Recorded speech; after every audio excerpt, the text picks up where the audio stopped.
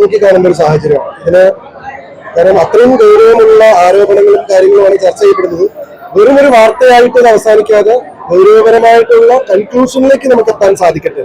ഇതിന് എത്രത്തോളം സത്യമുണ്ട്, എത്രത്തോളം കളവുണ്ട്, അതെല്ലാം കണ്ടുപിടിച്ച് വേണ്ട രീതിയിലുള്ള റിസൾട്ടിലേക്ക് ഇതിന്റെ നമ്മുടെ സിസ്റ്റത്തിനും നിയമത്തിനും ഇത് കൊണ്ടുചെന്ന് എത്തിക്കാൻ സാധിക്കട്ടെ. അത് വളരെ ഇമ്പോർട്ടന്റ് ആണ്.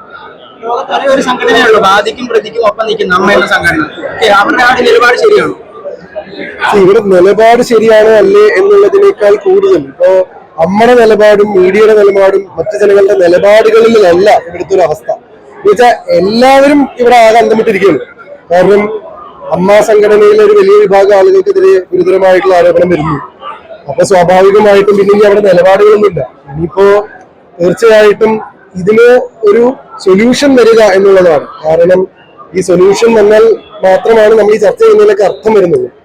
അപ്പോ സിസ്റ്റം ഇടപെടണം, ലോ ഇടപെടണം. കാരണം ഇത് കുറെ വ്യൂവർഷിപ്പും കുറെ ചർച്ചയും ആയിട്ട് അടുത്ത ഇതിലും വലിയൊരു ചർച്ച വരുമ്പോൾ അതിലേക്ക് എല്ലാവരും കൂടെ ഓടിപ്പോകുന്ന അവസ്ഥ വന്നു കഴിഞ്ഞാൽ ഈ ഉണ്ടായ ചർച്ചകൾക്കൊക്കെ ഒരു അർത്ഥമില്ലാത്തൊരവസ്ഥ, ഒരു നേരമ്പോക്ക് മാത്രമായിട്ട് മാറും. അങ്ങനെ നേരമ്പോക്ക് മാത്രമേ മാറരുത്. കാരണം ഇതിനൊരു സൊല്യൂഷൻ ഉണ്ടായാൽ തന്നെയാണ് നമ്മളെല്ലാവരും, നിങ്ങളൊക്കെ ഇത്രയും ഇതിനെ ചർച്ചയാക്കിയത് അർത്ഥം ഉണ്ടാവുള്ളൂ.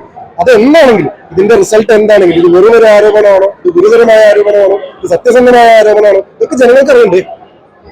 മറ്റു ഭാഷകളിൽ അഭിനയിക്കുന്നതുകൊണ്ട് തന്നെ ഇപ്പൊ തെലുങ്ക് ഇൻഡസ്ട്രിയിൽ, തമിഴ് ഇൻഡസ്ട്രിയിൽ, അപ്പൊ എല്ലായിടത്തും ഇങ്ങനെ സിനിമാക്കാരുടെ പ്രശ്നങ്ങൾ പഠിക്കാൻ അങ്ങനെ വരും. പലരും ഇപ്പൊ വിശാൽ പ്രതികരിച്ചിട്ടുണ്ട്, അതുപോലെ ബംഗാളിൽ നിന്നുള്ള ചില സംഘടനകൾ പ്രതികരിച്ചിട്ടുണ്ട്. അപ്പൊ ഇതൊരു ഓൾ ഇന്ത്യ അല്ലെങ്കിൽ വേൾഡ് വൈഡ് ലെവലിൽ തന്നെ ഇങ്ങനെ സിനിമാ മേഖലയിലെ പ്രശ്നങ്ങൾ പഠിക്കേണ്ടതല്ലേ എല്ലാ മേഖലയിലുള്ളവർ? തീർച്ചയായിട്ടും. കാരണം എന്താ വെച്ചാൽ ആ രീതിയിൽ നോക്കുമ്പോൾ മലയാളം ശരിക്കും മാതൃകാപരമായിട്ടുള്ള ഒരു തുടക്കമാണ്. അതും സിനിമ എന്ന് മാത്രം, മീൻസ് മലയാള സിനിമ എന്ന് മാത്രമല്ല, ഇവിടെ നമ്മളിത് സിനിമ ഇൻഡസ്ട്രിയിലാണ് തുടങ്ങിയത് എന്നുള്ളത് വലിയൊരു കാര്യമാണ്. എന്ന് വെച്ചാൽ ഇത് എല്ലാ ഇൻഡസ്ട്രിയിലും നമ്മളിത് നോക്കണം എന്താ സംഭവിക്കുന്നത്. പക്ഷെ സിനിമയിലാണ് ആദ്യം നോക്കുന്നത്. കാരണം ഇവിടുത്തെ സിനിമയിലത്തെ ആൾക്കാരെയാണ് എല്ലാവരും ഇൻഫ്ലുവൻസേഴ്സ്, അല്ലെങ്കിൽ ഒരു സമൂഹത്തിലെ റീച്ച് മാത്രമല്ല. എന്ന് വെച്ചാൽ സിനിമാക്കാരുടെ എല്ലാ കാര്യങ്ങളും പബ്ലിക്കിന്റെയാണ്.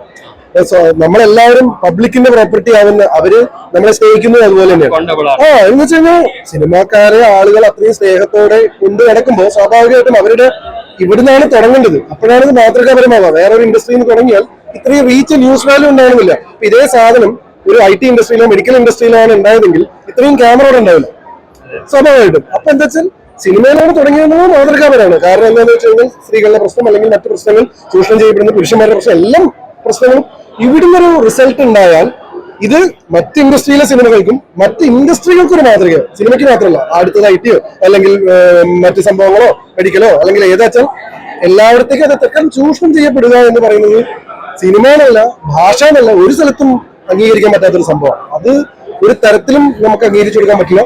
തീർച്ചയായിട്ടും അതിന്റെ റിസൾട്ട് വേണം. ഇതൊരു കാരണമാവട്ടെ. ഇതൊരു ചർച്ചകളിൽ മാത്രം ഉൾക്കൊണ്ട് അടുത്ത ന്യൂസ് വരുമ്പോൾ നിങ്ങളെല്ലാവരും അതിന്റെ പിന്നാലെ ഓടിപ്പോകുന്ന ഒരു സാധനമായി മാറാതെ ഇതിലേക്കൊരു സിസ്റ്റം, പ്രോപ്പർ ആയിട്ടുള്ള ഒരു റിസൾട്ടും ഒരു നിയമത്തിന്റെ ഇടപെടലും ഉണ്ടാവട്ടെ എന്നാണ് നമ്മളെല്ലാവരും ആഗ്രഹിക്കുന്നത്. ഓപ്പൺ ആയിട്ട് പ്രതികരിച്ചത്. Thank you.